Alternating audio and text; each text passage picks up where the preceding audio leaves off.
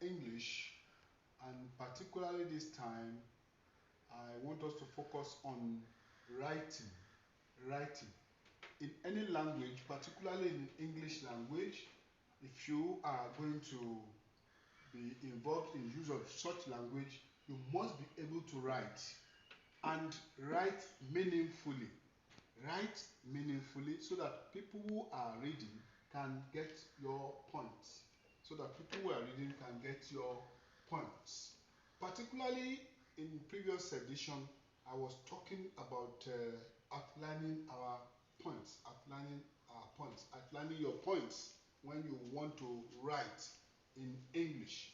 And I made mention of the question words, which are very relevant, particularly when it comes to a journalism, when you are to go for journalism.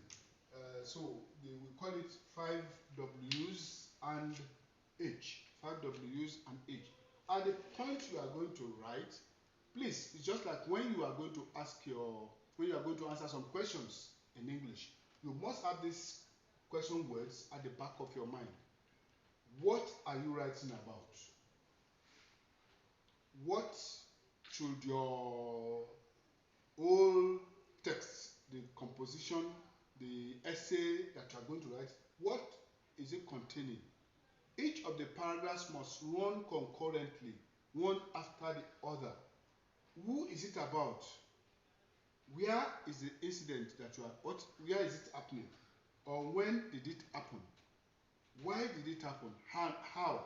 These are things you must convey to the person who is going to read so that they can have a clear understanding.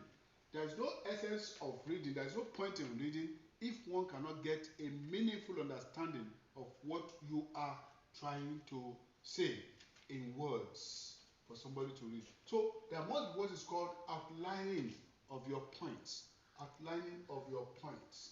For the letter, for the text, for the composition, for the essay, you know, essay has descriptive, expository, argumentative, and so different, and even the stories that you want to talk about. So there must be an outline. There must be an outline. The major thing that we are focusing in writing particularly is the introduction. There must always be an introduction of the passage you want to write, the text, the letter you want to compose so that people can read. There must be introduction. There must be the body, and then the body particularly is not just one paragraph. It may contain as many paragraphs as possible. Don't forget, a paragraph is a collection of sentences. May just be one sentence, maybe two sentences, maybe many sentences, but always stressing on a point, or a fact. You are trying in a paragraph to talk about a fact or a point. You know, so writing on a person, for example, is what I have tried to do the body in this way.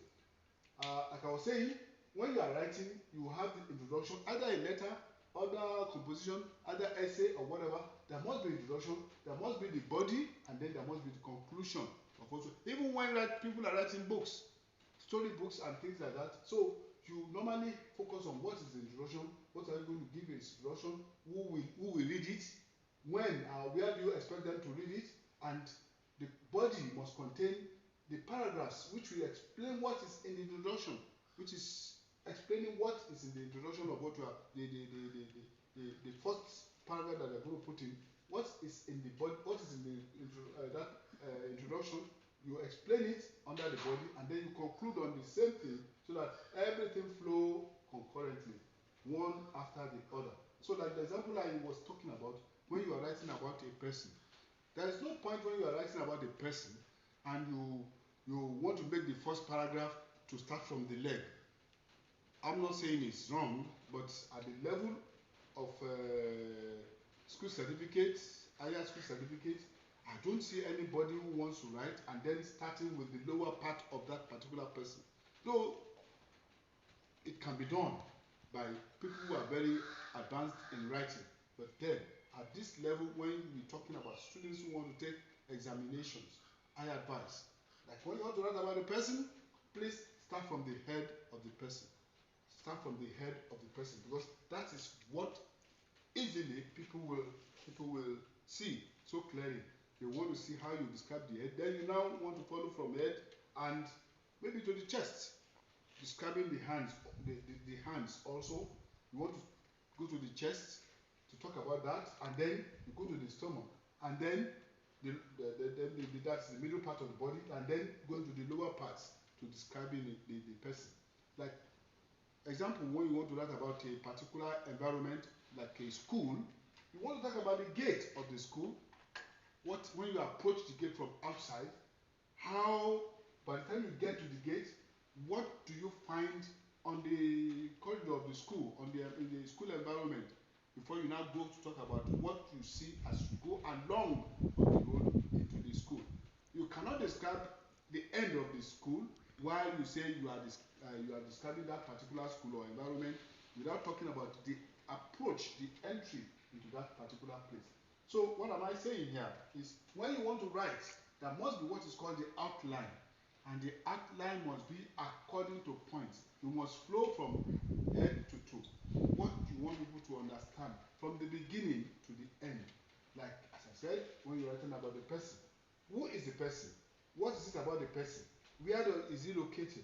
When? So these points, these 5 W's, can be part of what you are talking about in your body, in the body, before you now go to conclude on what you are writing about that person. So this is all the thing about. Your outline is the layout of points that you have, the layout of points, or the outline of the points that you have to talk about, and that you have to write, or the facts that you want to buttress, or you want to say to people, or you want to put in black and white so that people can read. So it must flow in orderly manner. So about today, it's been so nice having you around, and I wish I will see you some other time again. Please keep on watching. Whenever you watch, like this YouTube video, and then you will encourage us to do more, so that we can feel, yes, you are welcome, you are welcome, you are welcome. Thank you so much for being here. It's well with you.